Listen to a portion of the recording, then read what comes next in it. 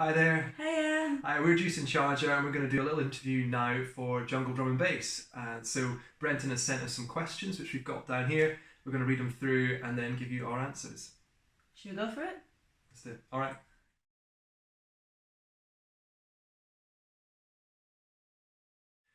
Yeah, so we started our new label Lost Together Music last summer, and I guess the most fun thing about that is that we can just do kind of what we want when we want. We're just under no schedule of anybody else, and yeah, we can release our music for better or for worse. If we choose what we like and we put it out. Yeah, that's pretty much it really. It just gives us a bit more control, I guess. And it's quite nice to feel that we can just, as Pete said, release stuff that we like and we think is right for the moment. Yeah.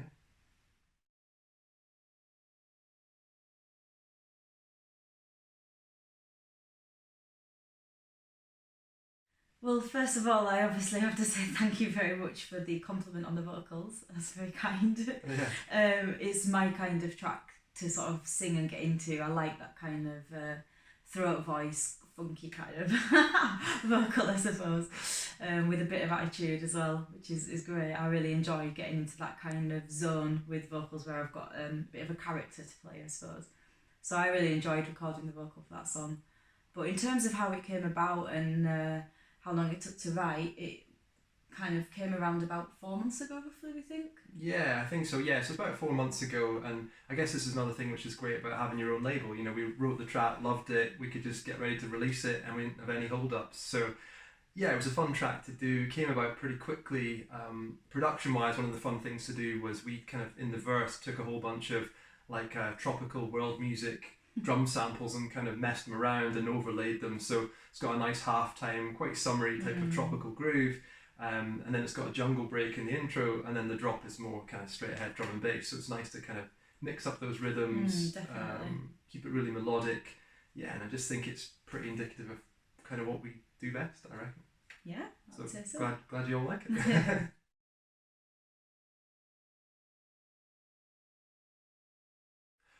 So favourite releases. It sounds really corny this, but it feels a bit like choosing between your own children or something. You know, which track do you like the best? For me, I'd probably go for a recent track we had on a Viper compilation called Dancing with My Eyes Closed, which is kind of like Lies in many ways, really just very melodic, kind of rhythmic, got a kind of summery feel about it. A lot of synth stuff and a great vocal from Bex. So yeah, Dancing with My Eyes Closed for me. How about you? Found this a really difficult question. It's really hard to choose, but I guess the one song that every time I hear it, it sort of just takes me back to a moment in time is A Natural High. It was written around the time of the birth of our daughter, and that's kind of what inspired the lyrics. And yeah, it just literally instantly takes me back to that summer when she was born.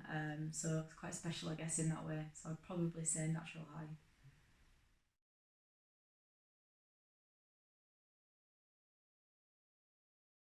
I guess, like a lot of producers, the bit I enjoy the most is the original initial idea. You know, when you just got a really cool idea for a track, you throw down some sort of basic loops and you get the sort of basic melodies. And for us, it always starts with a vocal. So you get that vocal hook down.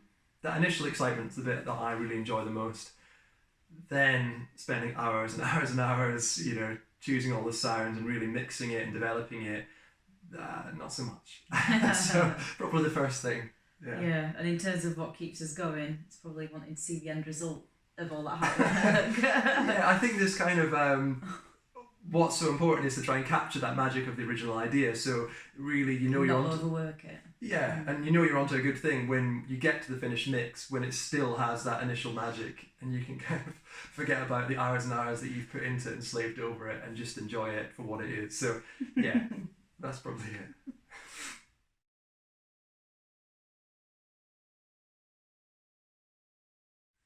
So we're very lucky actually in that coming up with new ideas and starting points is not a problem for us. Luckily, Pete is full of ideas all the time, so it's never been a drought so far. Touch wood. Yeah, I think probably the most challenging thing is just like we're sort of songwriters primarily, so we focus on vocals, melodies, all those kind of things to start with. and the standard in production in drum and bass these days is just like so high. I think that I find that it can be quite daunting sometimes, you know, when you finish a mix, you're really happy with it, and then you sort of A/B it with another producer that you like, and you think, I've got a lot of work to do. So yeah, I think the most challenging thing is just trying to keep up with that high standard other producers are putting out there. But really, in a way, that's positive because it forces us to kind of keep pushing forward and keep our tracks improving.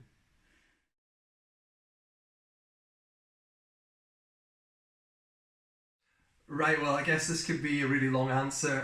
There's just so many people that inspire us. But I think to start with, thinking about drum and bass, it's going to be people that, I guess, people that listen to our music probably think is pretty obvious. You know, it'd be Wilkinson, Subfocus, Metric, Dimension, all those guys.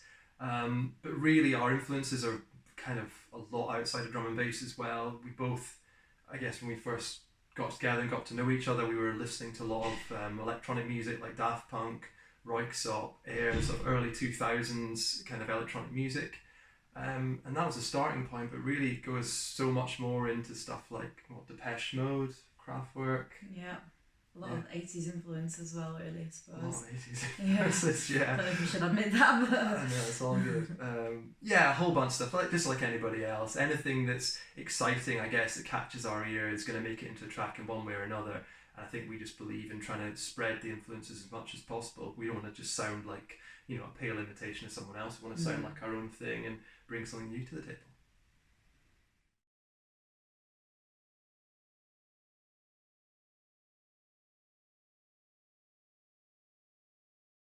Yeah, we've been really lucky, I guess, to work with some of our favourite producers, people like Toronto's Broken and Critics and High Maintenance and Indivision.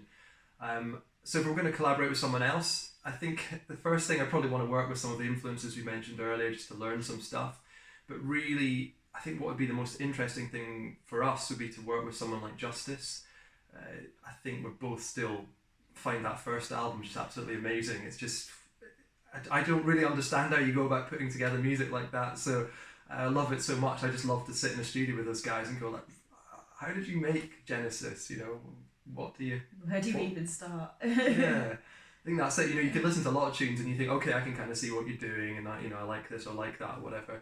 But sometimes you listen to records and you're just like, yeah, I just don't even know how that's happened. Yeah, yeah. It's just the tracks are so kind of, they're almost like remixes and mashups and all kinds of things all in one, aren't they? They're just so complex, I suppose, in the way that they develop and progress. I don't really know how they've managed to do that, but it's pretty amazing. Yeah, so yeah, Justice. Maybe it was a lot of drugs, I don't know.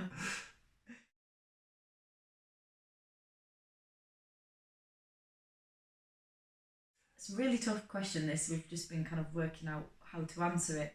I think one important thing is actually really just to believe in yourself and believe in what you're doing, because that's going to come across in your music and whatever you're doing. So yeah, if it's genuine and you really believe in it, then that's a good way to start.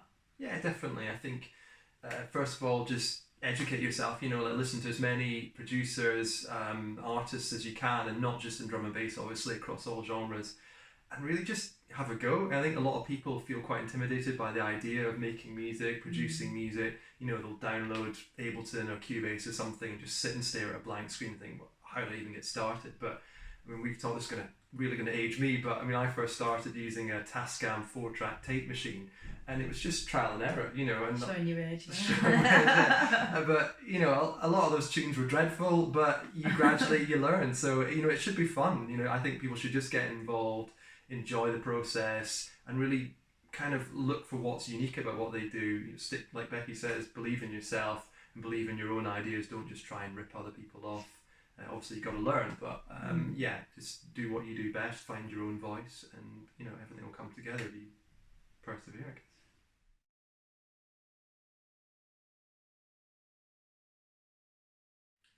Okay, so this next one feels like kind of a weird question to be answering right now. You know, goals for 2020, make it till the end of the year alive would probably be a good place to start.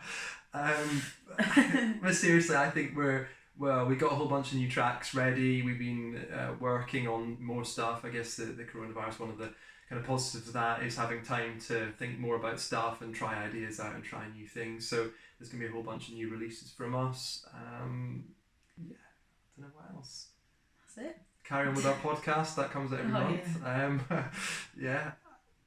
Yeah, just keep making music. I think. Yeah.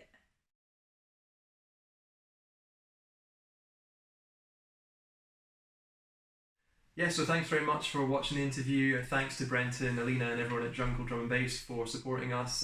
It's been fantastic to have that support. Yeah, thank you. Yeah, and in terms of other people, we've worked with so many people that have helped us with the production and helped us push forward in terms of our own kind of creative development. Had so many people also playlisting our music, especially on Spotify. So thanks very much for that. And yeah, playing us on the radio and writing about us in magazines. It's all been very, very positive. But I guess the most important thing is that people that like our music and comment on social media or download it and listen to it, that really means a huge amount to us. It's just so exciting to see people listening to our music all around the world. So yeah, thanks for listening to us, and take care of yourselves. Thank you. Bye-bye. Bye.